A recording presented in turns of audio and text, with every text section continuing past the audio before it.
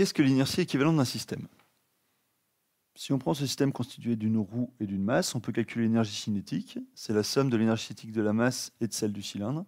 Et ça va me donner l'énergie cinétique totale de l'ensemble isolé ici. On peut écrire chacune des énergies cinétiques. Le premier solide vert est en translation, le deuxième en rotation, autour d'un axe fixe. On est capable aussi de dire que V égale R oméga. Alors, on peut remplacer et tout mettre en fonction d'oméga. L'énergie cinétique est donc égale à 1 demi d'un terme, J équivalent fois oméga carré. Ce J équivalent dépend de la masse, des paramètres de la loi de sortie, puisqu'il y a grand R qui apparaît, et des moments d'inertie. On voit donc que l'énergie cinétique se calcule comme si c'était un solide qui était en rotation autour d'un axe pur avec un moment d'inertie apparent qui s'appelle grand J.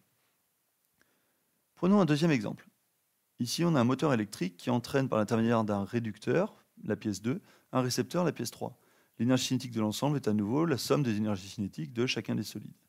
C'est que des solides en rotation autour des axes fixes, donc on peut écrire ça avec des J et oméga 2. Et en mettant à l'intérieur les rapports de réduction, on trouve que l'énergie cinétique, à nouveau, est égale à 1 demi fois 1 J équivalent fois oméga 1 carré. J équivalent dépend à nouveau de l'inertie de 1, de l'inertie de 2 modulée par le rapport de réduction et l'inertie de 3 par les rapports de réduction également.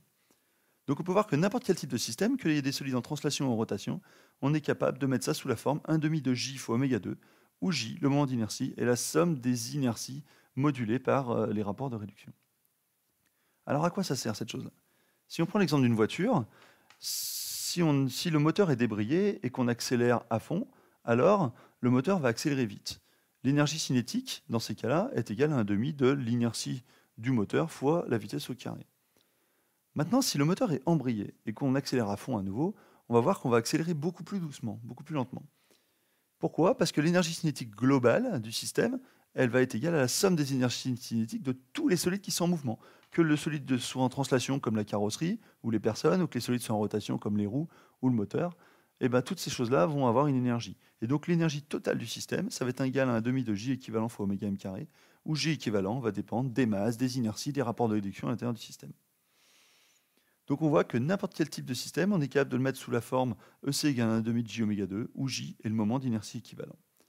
On aurait aussi pu mettre ça sous la forme EC égale à 1 demi de mv carré, où au lieu de mettre toutes les vitesses en fonction d'oméga, on aurait mis toutes les vitesses de rotation en fonction de la vitesse v du véhicule. Et dans ces cas-là, on aurait fait apparaître ce qu'on appelle la masse équivalente du système. Cette masse équivalente-là, si vous prenez une voiture, vous essayez de la pousser et qu'elle est en roue libre, alors c'est déjà lourd à pousser, mais c'est faisable. Si par contre, vous embrayez toutes les pièces du moteur, vous embrayez, vous mettez une vitesse, alors ça va être d'autant plus lourd à translater. Vous aurez une masse équivalente qui va augmenter.